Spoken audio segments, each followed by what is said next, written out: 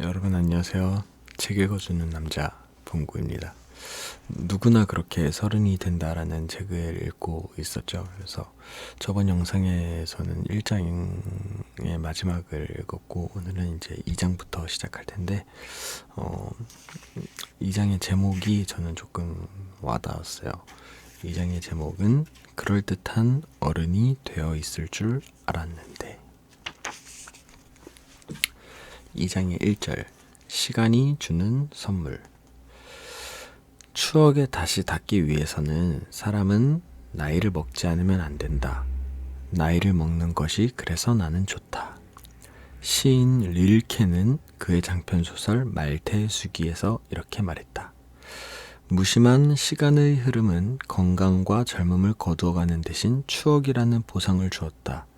영원히 가질 수 없기에 언젠가는 놓아야 하는 인간의 욕심에 대한 작은 위로일까?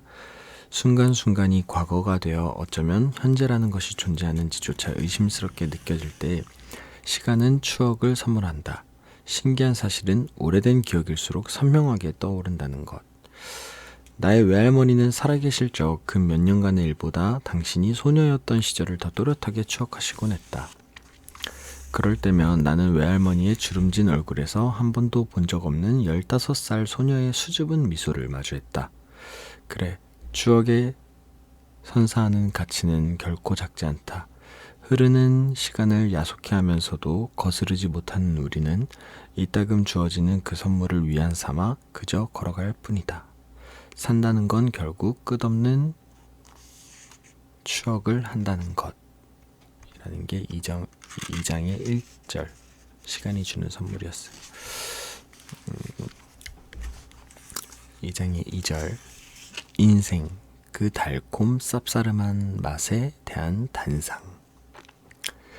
고등학교 졸업을 앞두고 나도 이제 곧 대학생이라며 한동안 카페놀이에 심취했던 적이 있었다. 당시만 해도 학생들이 카페를 이용하는 경우는 많지 않아서 혼자 창가 자리에 앉아 커피를 홀짝홀짝 하고 있으면 왠지 벌써 어른이 된 것 같은 느낌에 쓸데없이 뿌듯해지곤 했다. 마음 같아서는 나는 나의 어른스러움을 더욱 돋보이게 할 만한 에스프레소를 마시고 싶었으나 정작 시키는 메뉴는 언제나 초코 시럽과 생크림이 잔뜩 들어간 따뜻한 모카였다는 것은 안 비밀. 그러던 어느 날 대학교 수시 면접을 치르고 온 것 같은 반 친구를 만났다. 어른이 되느라 수고한 서로를 위로한다는 명분으로 우리는 아직 법적으로 출입이 허용되지 않은 술집을 대신해 카페로 향했다. 메뉴를 한참 보던 친구는 당이 떨어졌다며 핫초코를 시켰다. 야, 핫초코가 뭐냐 핫초코가. 괜한 핀잔의 말을 내뱉으며 센 척하는 내 입맛도 실은 핫초코를 외치고 있었지만 애써 감췄다. 그리고 결심했다. 그래, 언제까지나 어린애처럼 달달한 것만 찾을 수는 없지. 오늘은 아메리카노. 너다. 널 마시고야 말겠다. 크게 심호흡을 하고 비장한 표정으로 계산대 앞에 섰다. 아메리카노는 모카보다 1,000원이나 저렴할 뿐만 아니라 칼로리도 한참 낮았다. 완벽하군. 마음의 준비를 마치고 어느 때보다 당찬 목소리로 주문을 했다. 핫초코 한 잔이랑 아메리카노 한 잔. 아메리카노 따뜻한 걸로 주세요. 아, 시럽은 빼고요. 원래 시럽은 안 들어간다며 무심하게 말하는 직원의 태도에 살짝 움츠러들었지만 아무렇지 않은 척 미리 맡아놓은 자리에 앉았다. 얼마 지나지 않아 우웅 하는 소리와 함께 진동벨이 울리자 잽싸게 일어난 친구가 하얀 머그컵 2개를 조심스레 쟁반에 받쳐 들고 돌아왔다. 그 중에 한 개는 생크림이 얹어져 있는 것을 보니 분명 친구가 주문한 핫초코일 거고 그저 연기만 모락모락 올라오고 있는 나머지 하나, 저것이 오늘 내가 맛보게 될 인생의 첫 아메리카노였다. 마치 소개팅에 나온 것 같은 긴장감과 기대감이 동시에 몰려왔다. 가만히 들여다본 컵 안에는 사약처럼 생긴 검은색 물이 파도치듯 찰랑거리고 있었다. 아무리 봐도 적응이 안 되는 비주얼. 그나마 다행은 처음 맡아보는 커피의 향이 마음에 쏙 들었다는 건데 살짝 입술을 가져다 대보니 엄청 뜨겁다. 후름 밀려오는 궁금함에 제대로 식히지도 않고 한 모금 들이킨 검은 액체를 뜨거움에 못 이겨 곧장 다시 컵으로 돌려보내고 말았다. 잠시나마 머금었다고 이내 입안에 향이 가득 퍼지기 시작한다. 그런데 대체 이 맛은 무엇인고? 아직도 기억이 난다. 마시자마자 맨 처음 든 생각은 이걸 왜 돈을 주고 사 먹는지 모르겠다는 것. 그 다음은 불에 타고 남은 제가 이런 맛일 아닐까 하며 언젠가 모닥불제를 맛본 적이 있는지 가만히 생각해 보았다. 단언컨대 그런 적은 없었다. 마지막으로 이 액체가 한강공원 식수대에서 아리수 마냥 공짜로 펑펑 쏟아진다 해도 절대 마시지 않겠다는 굳은 다짐. 이 모든 의식의 흐름이 단 몇 초 만에 일어난 일이었다. 시간이 조금 지나자 약간의 개운함이 찾아왔다. 단맛과는 또 다른 묘한 즐거움. 생경한 감각에 눈썹을 찌푸리며 한 모금을 더 들이켰다. 여전히 쓰고 요상한 맛이었지만 아까보단 금방 익숙해진다. 슬슬 스스로를 세뇌하기 시작했다. 나는 지금 어른이 되는 통과 의례를 행하는 중이다. 이것으로 난 오늘 진정한 어른으로 다시 태어난다. 쓸데없이 비장한 각오를 다지며 천천히 잔을 비워갔다. 그랬다. 내가 언제부터인가 단 커피는 마시지 못하는 지경에 이르렀다. 당이 필요한 날엔 달달한 음료를 시키기도 하지만 대개 두어 모금 마시고 버리기 일쑤.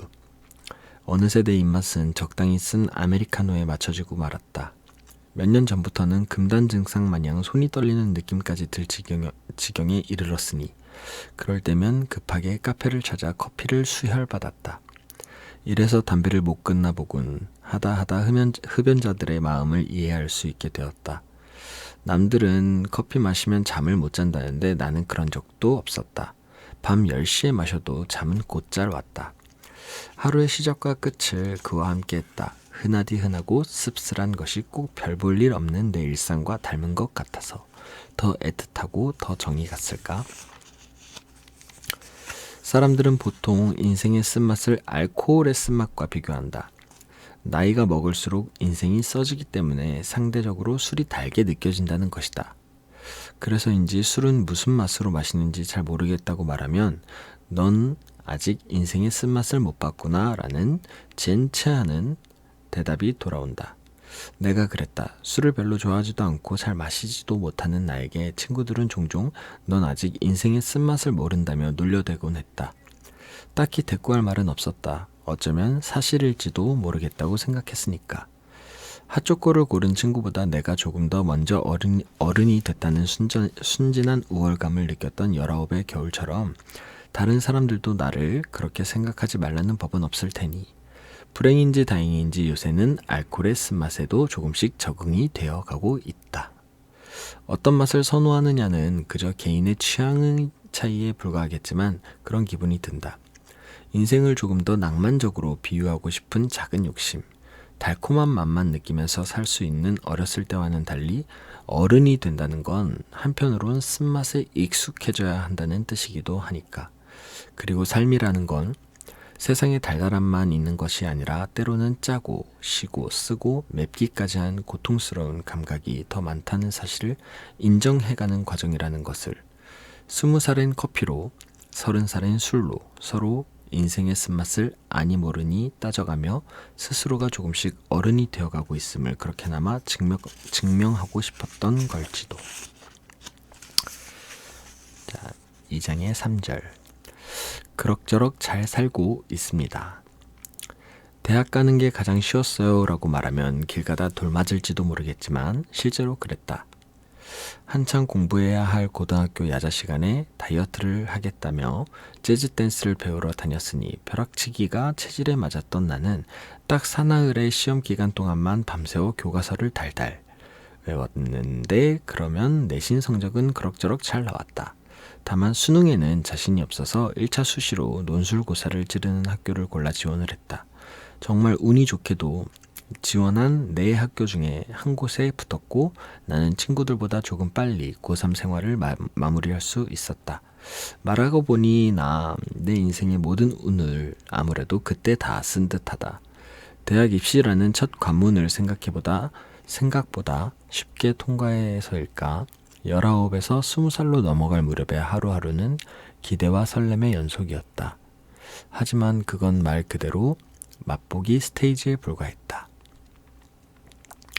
몇 번째 스테이지까지 있는지 가늠도 안 되는 이 게임은 내가 어디까지 버틸 수 있나 시험이라도 하듯 갈수록 어려워졌다. 졸업을 앞두고 한 번의 고비가 찾아왔다. 취업이라는 것. 말 그대로 먹고 사는 문제. 누구도 피할 수 없는 이 관문 앞에서 한참을 고민하다 눈앞에 보이는 잠시 멈춤 버튼을 눌렀다. 1년이라는 휴학 기간 동안 내가 무엇을 좋아하고 어떤 걸 잘할 수 있을지 스스로 돌아보는 시간을 갖기로 했다. 길고 긴 생각 끝에 겨우 마음에 드는 직업 하나가 떠올랐다. 서비스 관련 알바 경험도 많고 여행을 좋아하니까 승무원을 한번 해보자. 그렇게 시작된 도전은 힘들게 얻어낸 7번의 면접 기회 중 단 한 번을 통과하지 못하고 7.8기라고 하고 싶었으나 8번째부터는 서류 탈락이더라. 통과하지 못하고 무너져 버렸다. 자기 성찰을 잘 못한 걸 수도 있겠지만 어쨌든 그렇게 두 번째 스테이지에 첫 발을 떼자마자 미처 발견하지 못한 돌부리에 걸려 제대로 엎어지고 말았다. 더 슬픈 건 지금 나에겐 아픔을 달랠 시간조차 없다는 사실이었다. 이 정글 같은 세상에 헐벗은 백수의 몸으로 내던져지게 생겼으니 조급해진 나는 까진 무릎을 대충 털어만 내고 곧바로 다른 직장을 알아봐야 했다.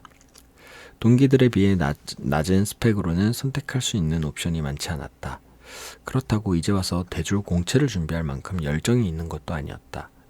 피할 수 있는 건 최대한 피하자. 내 나이 25의 인생 모토였다. 그렇게 소신껏 작성한 이력서를 들고 면접을 보러 다니다 졸업과 동시에 어느 로펌의 계약직 비서로 들어갔다. 쥐꼬리만도 못한 월급과 함께 태어나 처음으로 사원증이라는 걸 받았다. 몇 년 전, 그러니까 잠시 휴학을 하고 강남역 영어학원을 다닐 때쯤이었던 것 같다.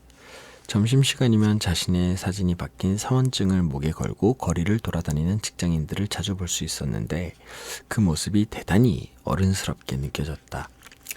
24시간이 자유로운 휴학생인 나와 달리 그들은 하루 중 겨우 1시간 남짓의 자유였을 텐데도 어쨌거나 내게는 동경의 대상이었다.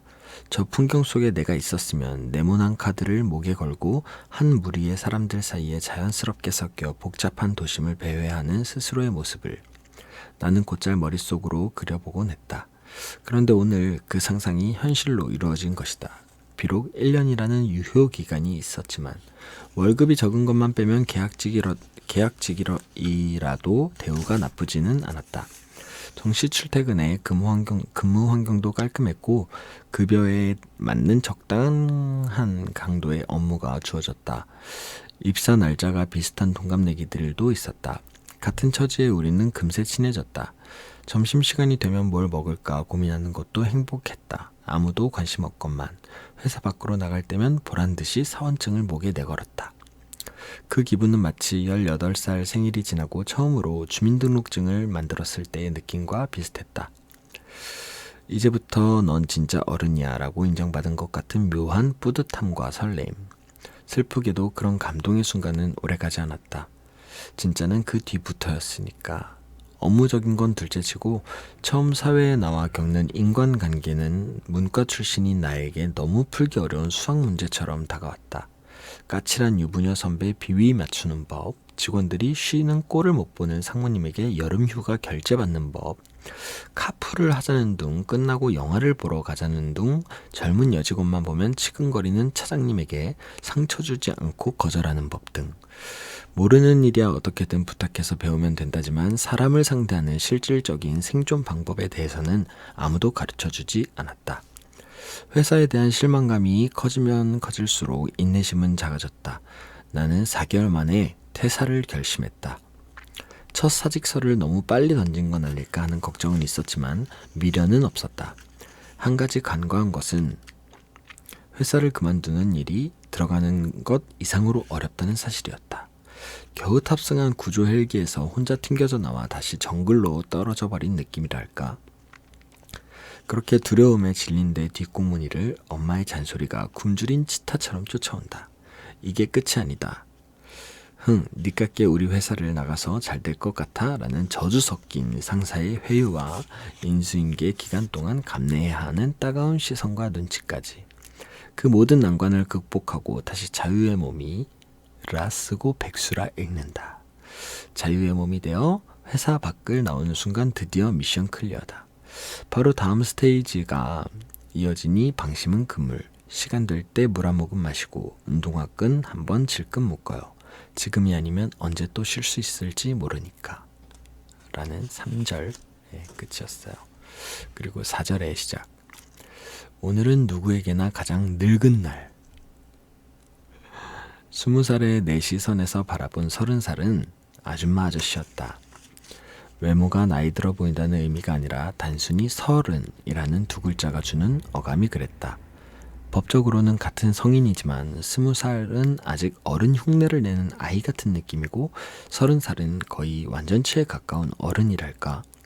30과 어른, 단어도 고작 한 자음 하나 차이 아닌가. 그래서 궁금했다. 30이 된다는 건 어떤 느낌일지. 더군다나 우리나라처럼 나이에 민감한 사회에서 30이란 나이는 어떤 의미를 가지는 건지. 26만 되어도 날짜 지난 크리스마스 케이크라 안 팔리겠다는 소리나 듣는데 여자 나이 30이면 세상 다 산 거나 마찬가지 아닐까. 지금 들으면 코웃음이 나올 만한 우스운 고민이지만 그땐 나름 진지했다. 그런데 막상 걱정했던 나이가 됐는데도 생각보다 별게 없다. 너무 별게 없어서 서운할 정도로 앞자리만 바뀌었다 뿐이지 내 생활에 바뀐 건 전혀 없었다. 20대 후반에 시작한 연애는 30살까지 이어졌고 여전히 눈을 뜨면 출근하고 퇴근하면 눈을 감는 직장인의 삶을 살고 있다. 30 되면 소개팅도 안 들어올 거라며 겁을 주던 사람들은 내가 막상 30이 되니 어디로 숨었는지 보이질 않았다. 심지어 이렇게 말하는 사람도 있었다. 30이라고? 한참 좋을 때네. 20살이 25 앞에서 내가 벌써 20살이라니 하고 한탄을 늘어놓으면 어이가 없어 꿀밤 한 대 먹이고 싶은 것처럼 한 살만 어린 사람을 만나도 스스로가 대단한 어른처럼 느껴질 때가 있다. 그런데 이건 대부분의 사람들이 비슷한가 보다. 내가 쓰는 글이 30에 관한 이야기라는 것을 알게 된 누군가는 네가 인생에 대해 얼마나 안다고 그런 글을 쓰느냐는 반응을 보이기도 했다. 물론 서운하지 않았다면 거짓말. 하지만 나 또한 29의 깊이가 30보다는 얕을 거라 쉽게 판단하고 흘려버린 적이 분명히 있었으니까 그와 마찬가지로 이미 30살을 지난 누군가에게는 나의 이야기가 조금은 가짜게 느껴질 수도 있겠지. 그제야 알았다. 나보다 어리다는 이유로 그 사람이 살아온 세월의 깊이를 함부로 어림짐작하는 건 엄청난 신뢰라는 것을. 20살이든 40살이든 누구나 그의 인생에서는 오늘이 가장 젊은 날이자 늙은 날이니 말이다.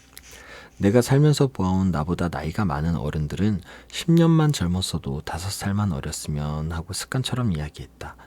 불가능한 일임을 알면서도 충분히 사랑해주지 못한 자신의 지난 날들이 못내 아쉬운 듯 그렇게 말했다. 안타까운 사실 하나는 그에 대한 미련이 너무나 짙게 남는 바람에 지금의 나이마저도 천덕꾸러기 취급을 당하고 있다는 것이다.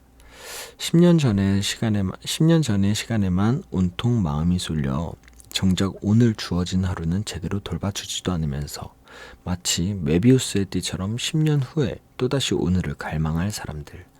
그런 의미 없는 후회를 되풀이하고 싶진 않았다. 40의 나이에 30을 부러워하고 50이 되어서 40을 그리워하지 않도록 지금 내 곁에 머물러 있는 30살을 실컷 사랑해 주리라. 그렇게 다짐했다.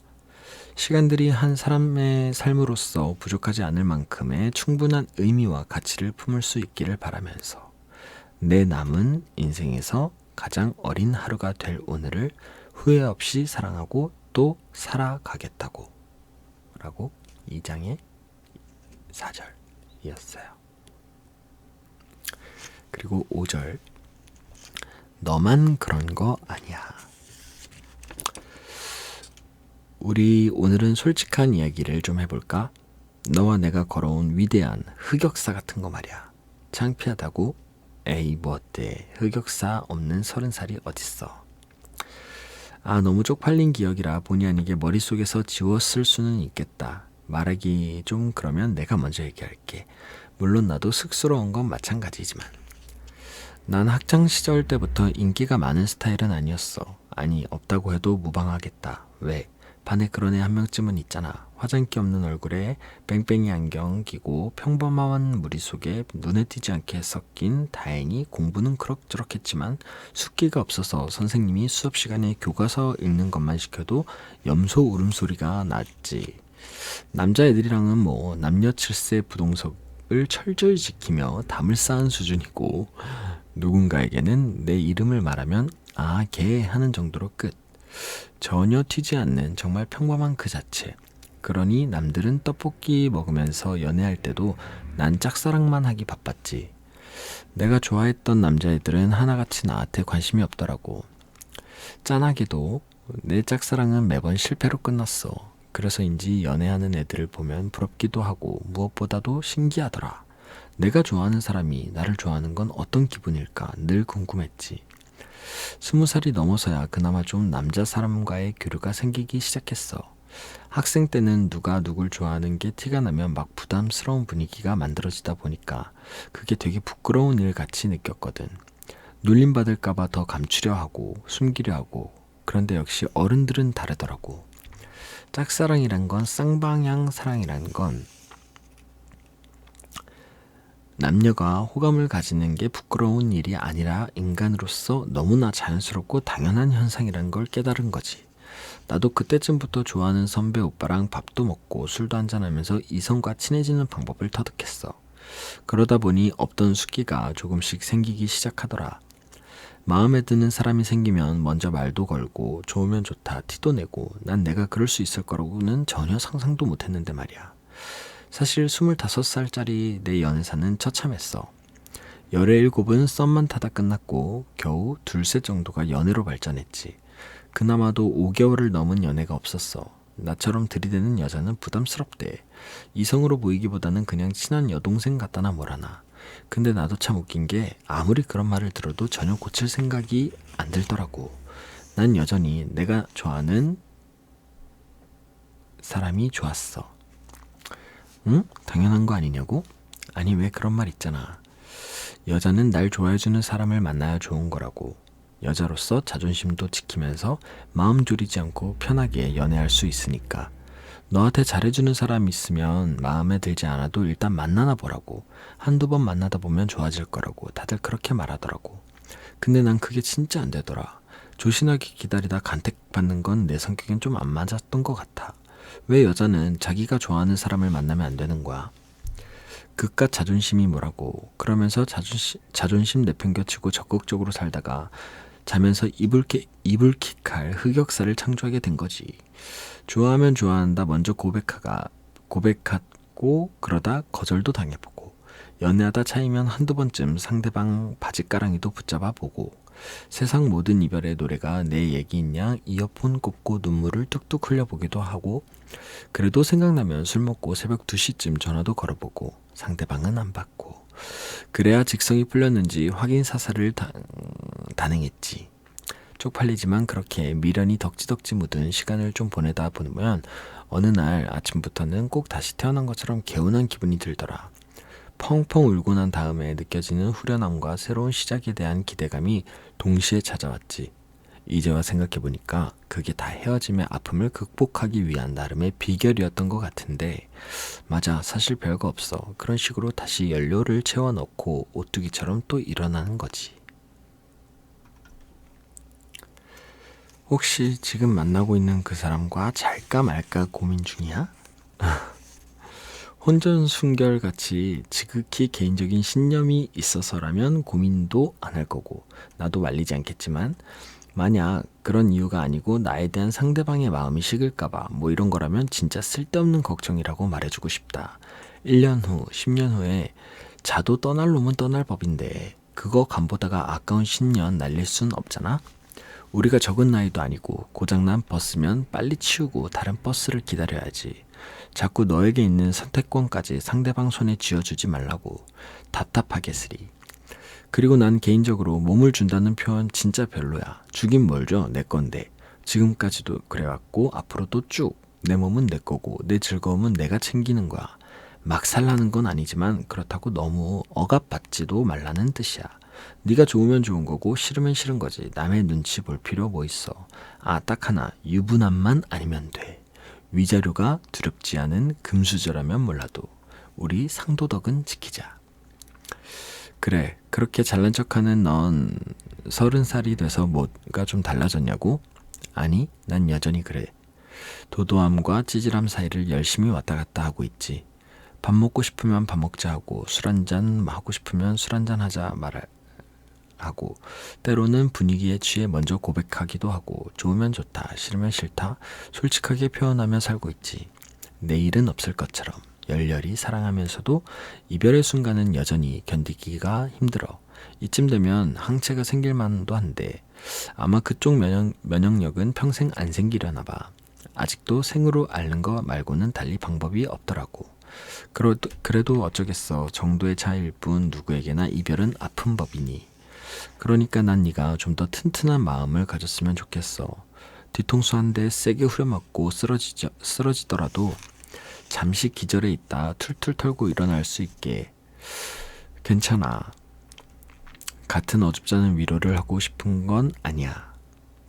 괜찮지 않을 수도 있지. 아니, 사실 괜찮지 않아도 괜찮아.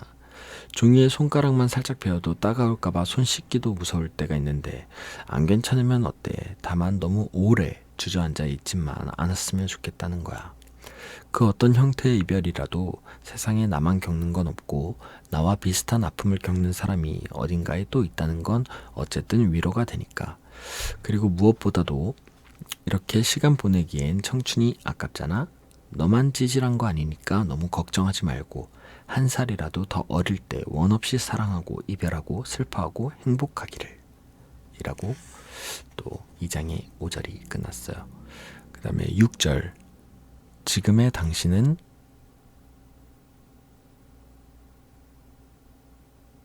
행복이 무엇인가요?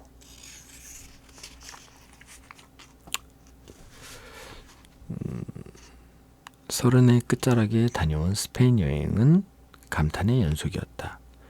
태어나 처음 마주하는 황홀한 광경에 나는 쉴 틈 없이 셔터를 눌러댔다.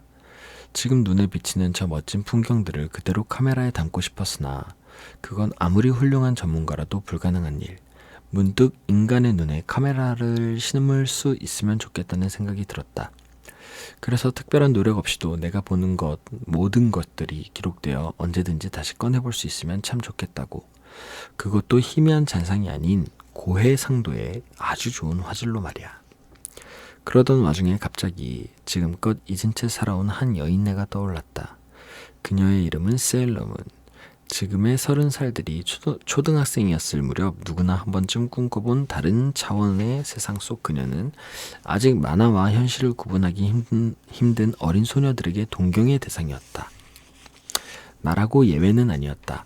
매일 저녁 텔레비전을 통해 나오는 만화 영화를 챙겨보는 건 물론이고 얼마 되지도 않은 용돈을 아껴 그걸로 만화책까지 사 모을 정도였으니까. 그런데 참 이상하게도 책꽂이에 책이 늘어날수록 그녀에 대한 나의 관심은 점점 멀어져 갔다. 언제든지 볼 수 있다는 오만한 안도감이 오히려 애정도를 떨어뜨렸을까. 책꽂이 가운데 가장 눈에 띄는 자리에 차분히 놓여있던 그녀는 어느 순간부터 점점 밀려나더니 결국엔 헐값에 헌책방으로 넘겨졌다. 어느 10살 소녀의 우상이었던 그녀는 어떤 새로운 기억에게 자신의 자리를 내어주고 사라져 버렸을까. 그렇게 우리가 인식하지 못하는 사이 또 얼마나 많은 추억들이 빙봉, 영화 인사이드 아웃에 등장하는 캐릭터로 주인공 소녀의 어린 시절을 함께한 상상 속의 친구 빙봉처럼 사라져갔던가. 그런 내가 이 풍경을 그대로 저장한다 한들 꺼내보기나 할까? 아니, 나는 또 예전처럼 언제든 볼 수 있다는 어리석은 안도감에 명분 삼아 그 기억들을 다른 기억으로 갈아치우겠지. 그래서 신은 존재하는 모든 것들이 저절로 기록되지 않도록 태초부터 이 세상을 설정해 놓았을 것이다. 옳지 안 옳지도 모를 나중을 기약하지 말고 지금 이 순간에 더 충실하라고 말이다. 그런데도 우리는 자꾸만 완벽한 기록을 남기고 싶다는 욕심의 눈앞에 진짜 현실을 놓치는 과오를 범한다. 누가 봐도 멋진 인증샷, 찍었다 한들 그 모든 것이 내 눈이 아닌 카메라 렌즈를 통해 본 세상이라면 하룻밤 유희와 다른 게 뭔지, 지나고 나면 뒤늦게 찾아오는 허무함, 그것은 어쩌면 시간조차 박제하고 싶어 안달이 난 탐욕스러운 인간들에게 신이 내리는 작은 벌일지도 모르겠다. 신주단지 모시듯 소중히 들고 있던 카메라를 내려놓았다. 도대체 누구를 보여주려고 자꾸만 더 멋진 구도를 찾아가며 수백 장의 사진과 수기가가 넘는 동영상을 찍고 있는 걸까? 혼자 온 여행에서 이런 식의 기록이 무슨 대단한 의미를 갖는다고 나는 카메라 대신 아무것도 더 씌워지지 않은 순결한 두 눈을 통해 그토록 간직하고 싶었던 오늘을 담아내기 시작했다. 박제된 모든 것은 아름다울 수 없으나 살아있는 모든 것은 아름답다. 그제야 깨달았다. 내가 진짜로 남기고 싶었던 건 기가 막히게 잘 찍은 사진 한 장이 아니라 지금 이 순간 새로운 세상을 직접 내 눈으로 바라보면서 떠오른 생각들과 감정들이었다. 조심스럽게 펜을 꺼내 들었다. 시간을 박제할 수는 없지만 다행히 나의 오늘을 글로 남기는 것 정도는 허락되어 있으니까. 그것만으로도 감사했다. 아무리 그리워도 다시 돌려볼 수 없고 다른 이들에게 자랑할 것도 남지 않겠지만 그런 사실은 더 이상 중요하지는 않았다. 대신에 가만히 눈을 감으면 나는 오늘 느낀 날 것 그대로의 감정들을 그 어떤 고화질 영상을 통해 보는 것보다 더 생생하게 떠올릴 수 있을 테지. 눈부시게 아름다웠다. 카메라 렌즈 따위를 통하지 않고 바라본 세상은 다시 돌아오지 않을 지금 이 순간만큼이나 영롱하게 빛나고 있었으니까. 그래, 기록으로 남지 못한 모든 것은 기록할 수 없기에 더욱 찬란해야 한다. 박제되지 않은 우리의 오늘처럼.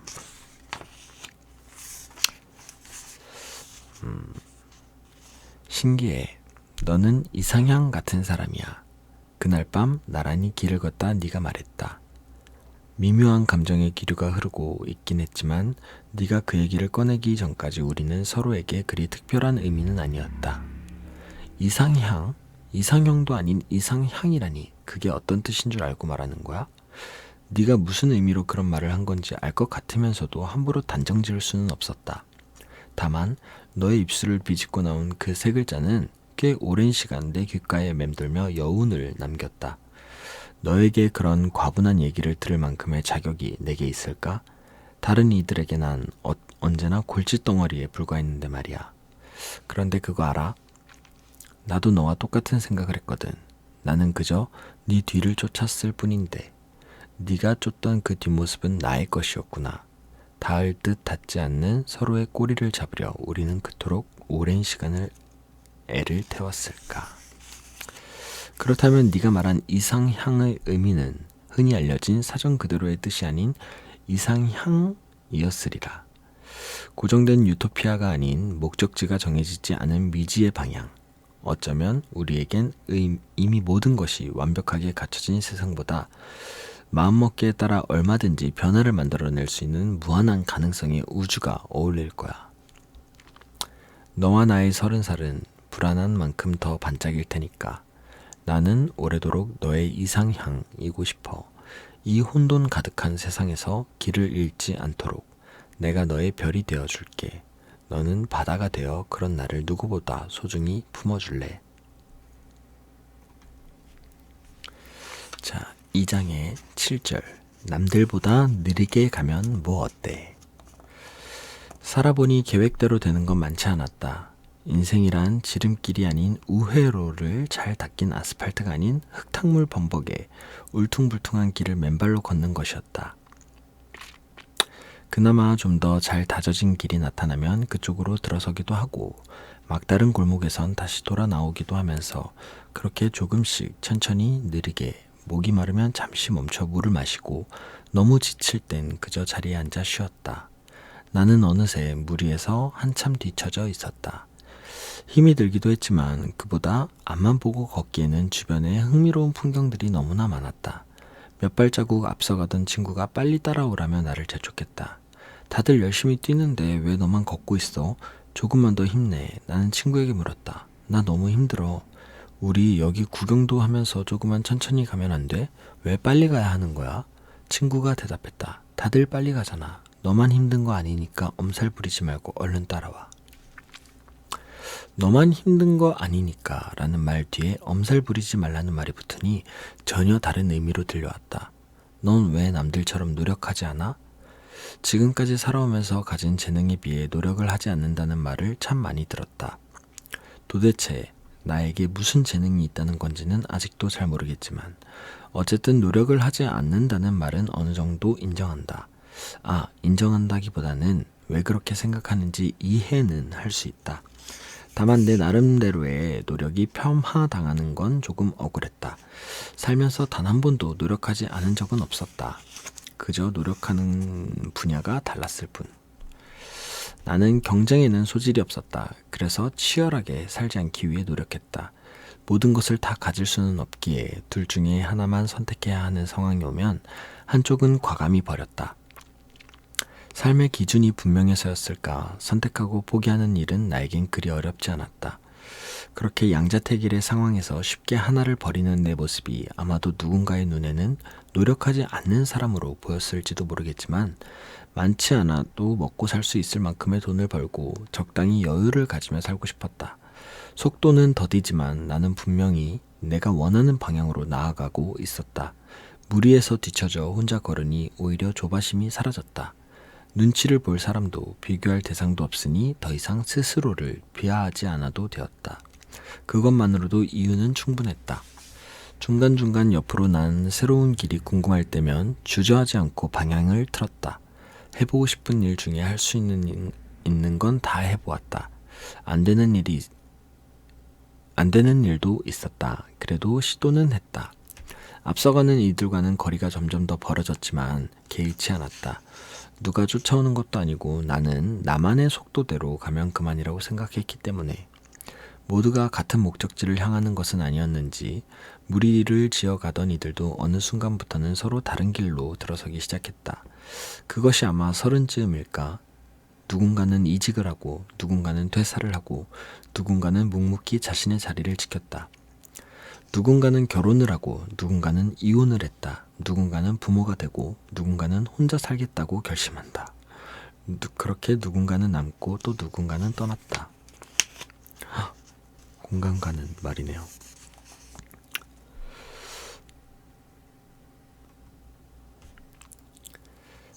느리게 가는 건 생각보다 많은 용기를 필요로 했다.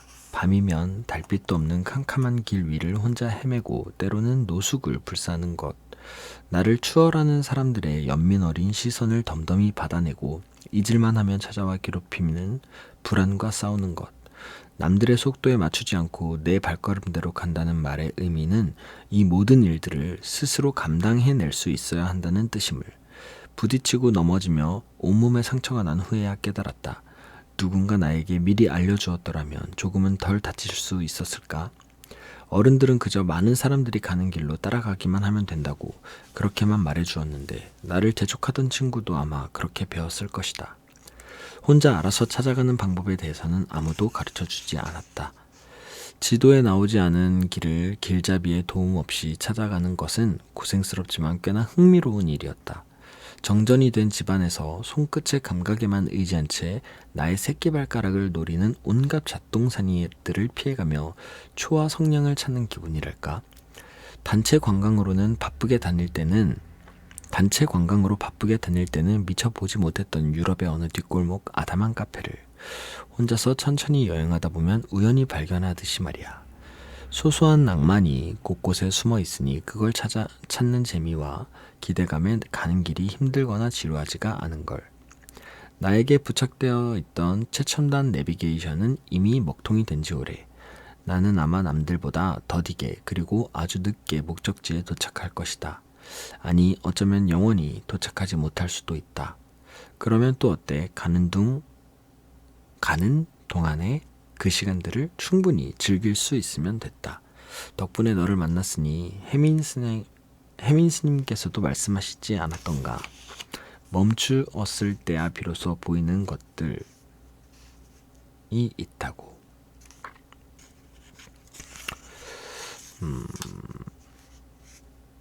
느린 걸음이 찾아낸 보물 같은 내 삶의 낭만들이 내 앞에 놓인 길을 더욱 풍요롭게 만들어줄 거라 믿었다. 소원이 이루어진 걸까? 혼자인 줄 알았던 아득한 그 길에서 나는 기적처럼 네가 머무는 별을 발견했다. 너의 시간도 아주 천천히 흐르고 있었다.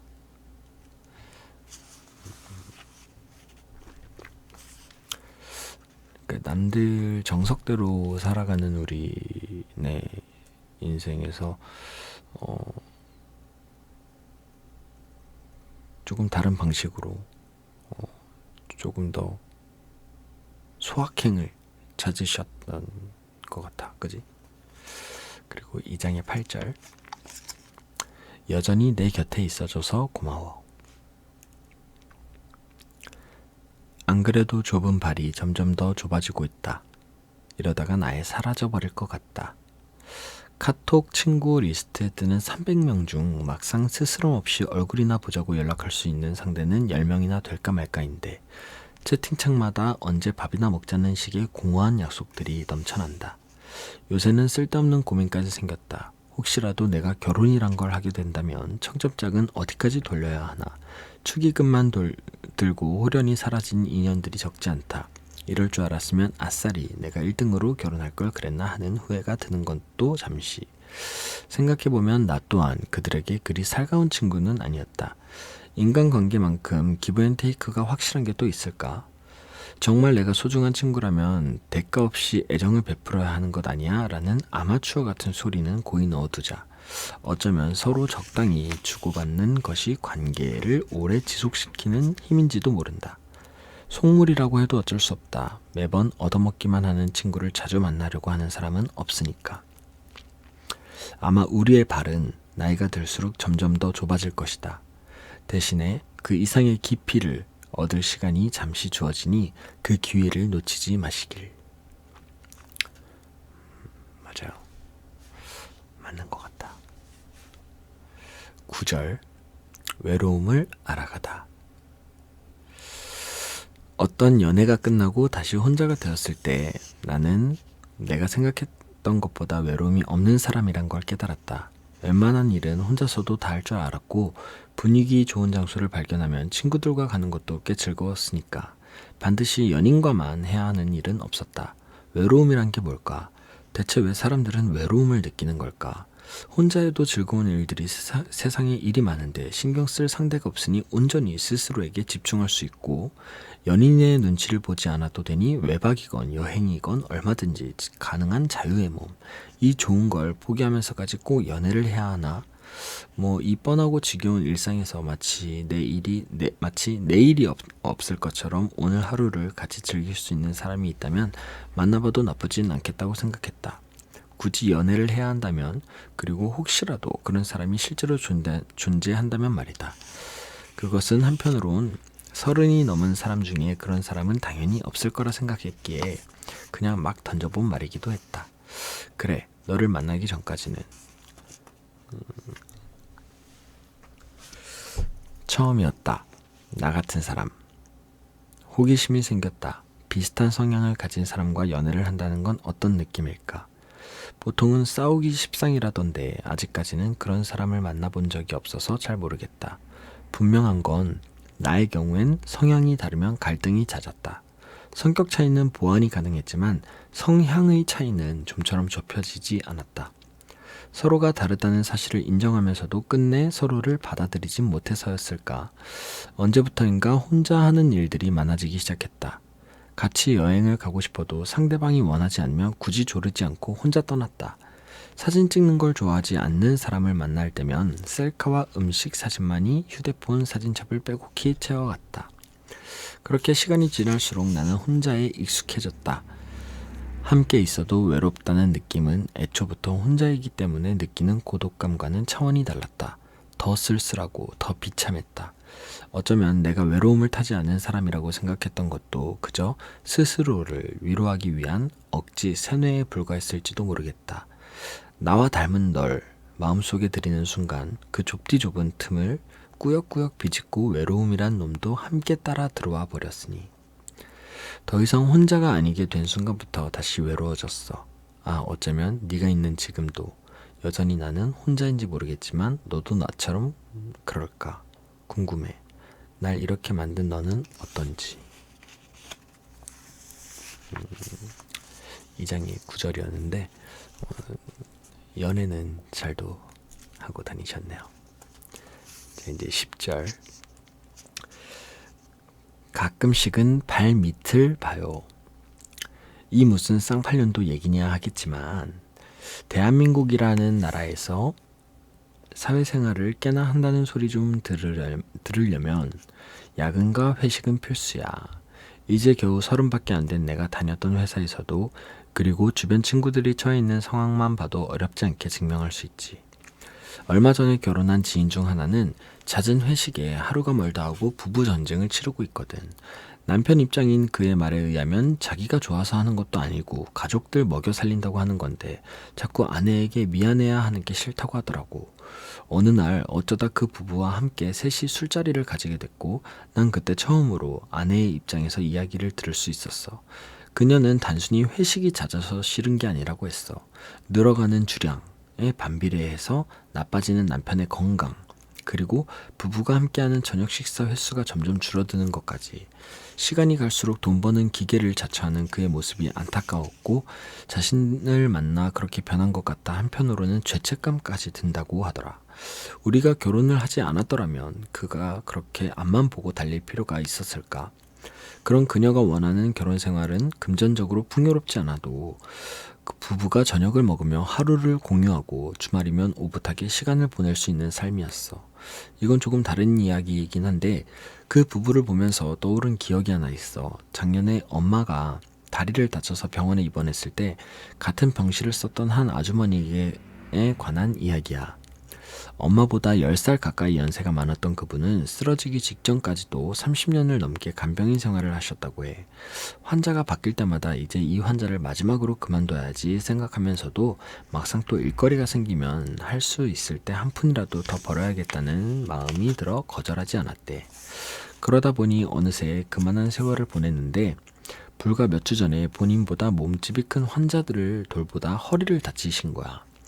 타인의 삶을 감히 함부로 평가할 수도 해서도 안 되겠지.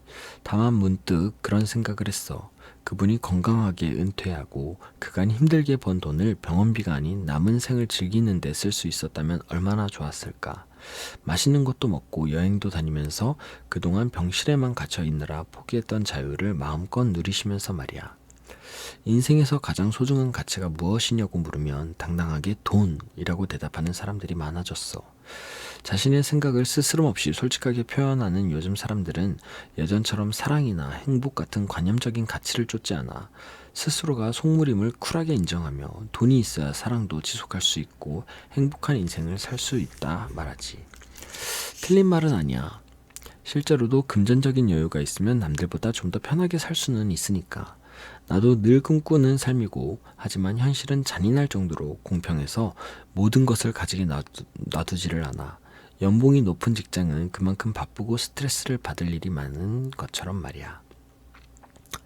그렇다고 해서 돈 대신 삶의 여유를 선택한다면 넘치는 시간을 손가락만 빨며 보내야 할 수도 있지.